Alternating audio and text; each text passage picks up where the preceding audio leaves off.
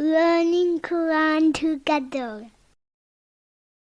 बिस्मिल्लाह अल्हम्दुलिल्लाह वस्सलातु वस्सलामु अला रसूलिल्लाह। सूरह सबा आयत 41। कौलू सुबहानका, वो कहेंगे पाक है तेरी ज़ात, अंता वलियुना मिन दूनिहिम, उनकी बजाय आप ही हमारे दोस्त हैं, बल्कानु यअबुदूनल जिन्ना, बल्कि वो तो जिन्नों की इबादत करते थे, अक्सरुहुम बिहिम मुमिनून, उनके अक्सर उन्हीं पर ईमान लाने वाले थे। फरिश्ते कहेंगे कि ए अल्लाह तेरी ज़ात इससे पाक है कि तेरा कोई शरीक हो, तेरे साथ कोई और भी माबूद हो, हम तो तेरे मोहताज हैं, तू हमारा सरपरस्त है, हम तेरे सिवा दूसरों को अपना सरपरस्त कैसे बना सकते हैं। वो लोग तो शैतानों की इबादत करते थे, इन बुतों की खूबियाँ शैतान ने ही इनके दिलों में बिठा रखी थी, उन्होंने शैतान की अताअत की और अताअत ही तो इबादत है, उनमें से अक्सर शैतान को पूजते थे। फल यौमा ला यमलिकु, तो आज के दिन ना मालिक होगा, बअदुकुम लिबअदिन नफ़अ, बाज़ तुम्हारे बाज़ के लिए किसी नफ़े का, वला दर्रन और ना ही नुकसान का, व नक़ूलु लिल्लज़ीना ज़लमू, और हम उनसे कहेंगे जिन्होंने जुल्म किया,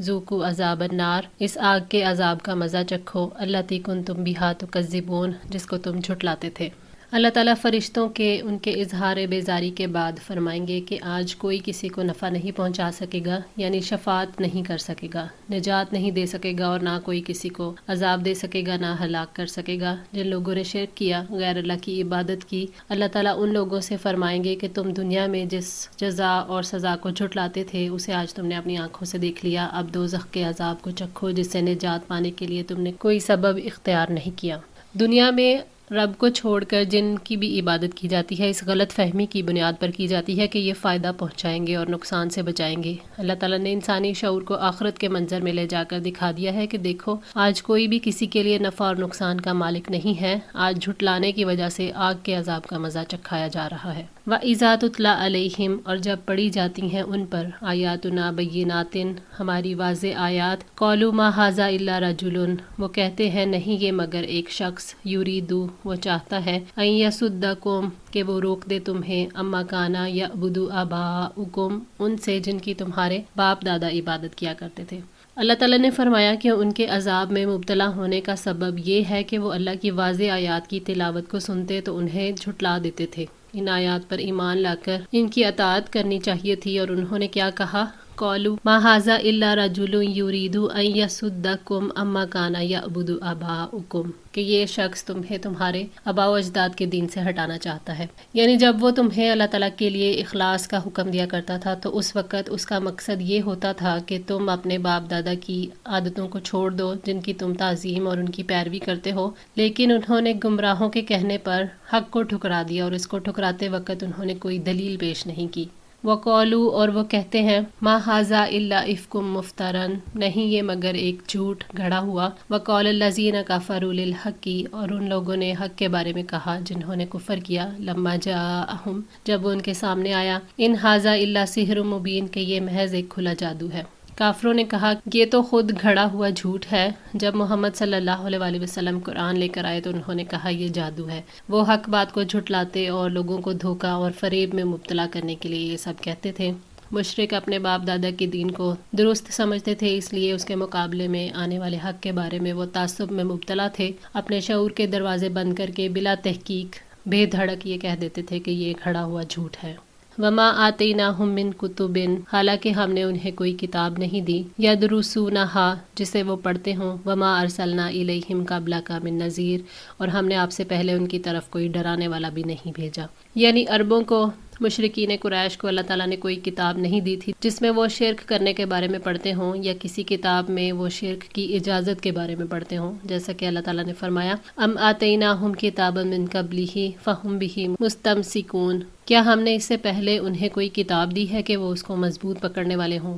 सूरह ज़ुख़रुफ़ 21। उनके पास कोई ऐसा रसूल भी नहीं आया था जो उन्हें शिर्क की इजाज़त देता या उनके लिए शिर्क का कोई तरीका छोड़कर जाता। फिर ये बताएं कि वो शिर्क किस बुनियाद पर करते हैं। अहले मक्का जो थे वो ये तमन्ना करते थे कि उनके पास भी कोई अल्लाह की किताब, अल्लाह का कोई रसूल आए, इसलिए अल्लाह ताला ने उनकी तमन्ना को बेदार करने के लिए कहा कि ना तो किताब आई ना रसूल, इसलिए अब किताब और रसूल भेजा है ताकि तुम कबूल कर लो। वकज़्ज़ब अल्लज़ीना मिन क़ब्लिहिम, और उन लोगों ने झुटला दिया जो उनसे पहले थे, وما بلغوا اور نہیں وہ پہنچے مشارہ 10ویں حصے کو ما آتیناہم جو ہم نے انہیں دیا تھا فکذبوا رسولی پس انہوں نے میرے رسولوں کو جھٹلا دیا فکیف کان نکیر تو کیسا تھا میرا عذاب۔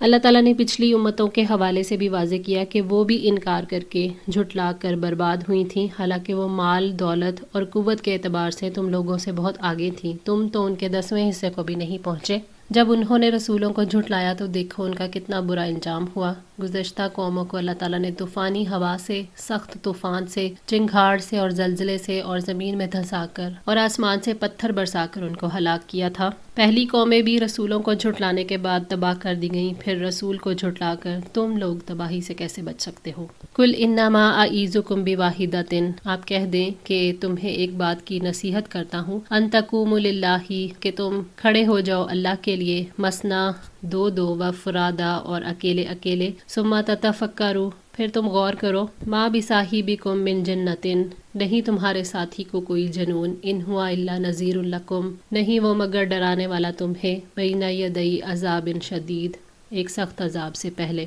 یعنی اے رسول صلی اللہ علیہ وآلہ وسلم آپ ان جھٹلانے والوں سے کہتے ہیں کہ میں تمہیں ایک بات کا مشورہ دیتا ہوں کہ تم تعصب سے اوپر اٹھ کر خالص اللہ تعالیٰ کے لیے اور حق طلب کرنے کے لیے کھڑے ہو جاؤ، اکٹھے ہو کر اور اکیلے اکیلے تم میں سے ہر ایک شخص اپنے آپ کو مخاطب کرے، اپنی عقل و فکر کو استعمال کرے، اپنے رسول کے حال پر غور و فکر کرو کہ کیا وہ مجنون ہے یا وہ سچا نبی ہے اور آنے والے سخت عذاب سے تمہیں ڈراتا ہے۔ اپنی تعصب اور ضد کو چھوڑ کر غور و فکر کرو گے تو یہی بات ثابت ہوگی کہ اللہ تعالیٰ کے فضل سے آپ کو جنون نہیں ہے، آپ تو لوگوں کو صرف اللہ تعالیٰ کے عذاب سے آگاہ کر دینے والے ہیں۔ کل ما سألتکم کہہ دیجئے جو بھی مانگا ہے میں نے تم سے، من اجرن کوئی اجر، فہو لکم تو وہ تمہارے لیے ہے، ان اجریہ الا علی اللہ میرا اجر صرف اللہ تعالیٰ پر ہے، وہو علی کل شیء شہید اور وہ ہر چیز پر گواہ ہے۔ اے نبی صلی اللہ علیہ وآلہ وسلم آپ مشرکوں سے کہہ دیں کہ میں تبلیغ کرنے پر، اللہ کے احکامات پہنچانے پر تم سے کوئی مزدوری طلب نہیں کرتا، بلا معاوضہ تمہیں اللہ تعالیٰ کے پیغامات پہنچا رہا ہوں، یہ میرے اخلاص کی دلیل ہے کہ میں خالص اللہ تعالیٰ کی عبادت کا حکم دے رہا ہوں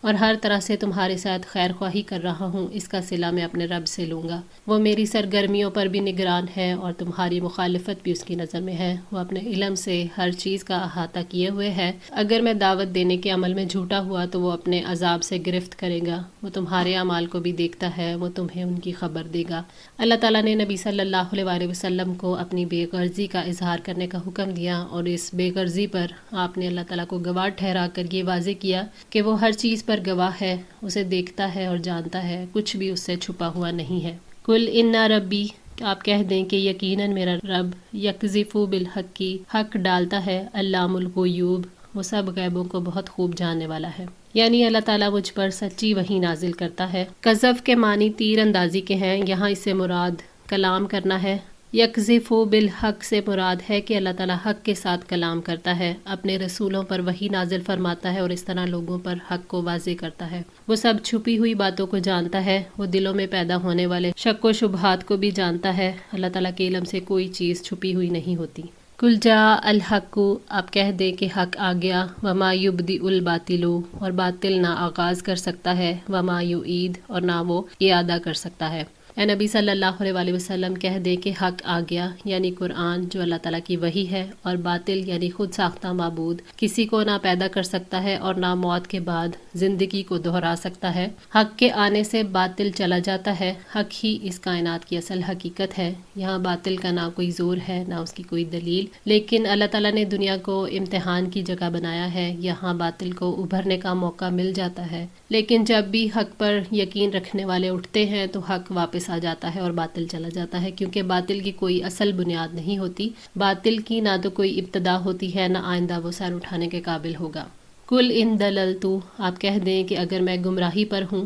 فانما ادل علی نفسی تو میں اپنی جان پر ہی گمراہ ہوں گا، وان اہتدیت اور اگر میں نے ہدایت پائی، فبما یوحی الی ربی تو اس کی وجہ سے جو میرا رب میری طرف وحی بھیجتا ہے، انہ سمیع قریب بلا شبہ وہ سب کچھ سننے والا قریب ہے۔ یعنی اے نبی صلی اللہ علیہ وآلہ وسلم اپنی قوم سے کہہ دیں کہ اگر میں ہدایت سے گمراہی کی طرف آ گیا اور میں حق کے علاوہ کسی اور راستے پر چلنے لگا ہوں تو میری گمراہی مجھ پر ہے، مجھے ہی اس کا نقصان پہنچے گا، اور اگر میں ہدایت پر ہوں تو اس کا سبب وہی ہے جو میرے لیے اور سب لوگوں کے لیے ہدایت ہے۔ میرا رب سنتا ہے جو تم کہتے ہو اور وہ اس کو محفوظ بھی رکھتا ہے، اور وہ مجھے میری صلاحیت کی جزا دے گا۔ یہاں اس بات کی وضاحت کی گئی کہ انسان اپنی گمراہی کا خود ذمہ دار ہے، وہ کوتاہی کرتا ہے اور اپنی خواہشات کے پیچھے بھاگ کر اپنی گمراہی کے لیے خود کوشش کرتا ہے، اور اپنی گمراہی کا وبال بھی خود ہی برداشت کرے گا۔ نبی صلی اللہ علیہ وآلہ وسلم سے یہ کہا گیا کہ آپ واضح کر دیں اگر میں ہدایت پر ہوں تو اس وحی کی بنیاد پر جو مجھ پر نازل کی گئی ہے۔ اس کا مطلب یہ ہے کہ ہدایت اور بھلائی اللہ کی طرف سے ہے، اور ہدایت کا راستہ لوگوں کو اللہ تعالیٰ کی وحی سے ہی ملتا ہے۔